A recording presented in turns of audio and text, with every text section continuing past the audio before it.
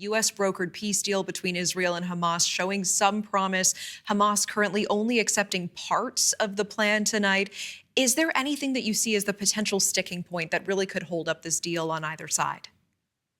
Well, it certainly sounds promising. That's the first thing. Second of all, trust is going to be really important. And right now, there's a low level of trust between Israel and Hamas. I mean, remember, Israel bombed Hamas leaders in Qatar when they were there to negotiate a settlement last month and was promised that they would not be harmed. And then the bombing took place. I think the real sticking point for both sides will be, when does Hamas turn the hostages over, and when does Hamas have to give up their arms, if you will? Because once Hamas gives up the hostages, then, Israel and the U.S. or whomever could say, thanks for the hostages, you've lost your leverage, and therefore now the bombing will continue because we're going to wipe out Hamas. That would be detrimental to the peace process. Now, if Israel's forces pull back and they do it simultaneously somehow, or they do it with international arbitrators, or they do it with the international peacekeeping force. Those are the type of details that need to be worked out because there's still a lack of trust. But getting the hostages home is really, really important. And I really think to some level, both sides are battle-worn and war-weary.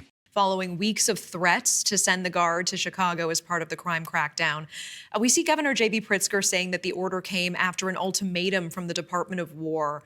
What do you see as the next steps in this latest call for troops in a major city?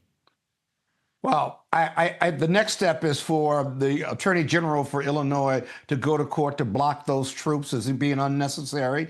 And the fundamental sticking point and why they're going to win, like California won, like Portland has won, is that the law requires the governor of Illinois to invite those troops in cooperation with the feds. That's not the case. And so Pritzker, and one thing they've done, like Maryland has done and California has done, they've done their own law enforcement surge, which will be a really important fact in their case against bringing in troops. Now, what the White House is going to say is that we're bringing in troops to protect ICE. ICE has every right to be there. But you see, the problem with the protesters and ICE and what the White House messaging is that they've lied to the American people. They said that these people were going to get rid of the murderers and the rapists and the monsters and the gang members. And quite frankly, this administration really does believe that if you're here illegally, then they have every right to deport you or expedite your deportation.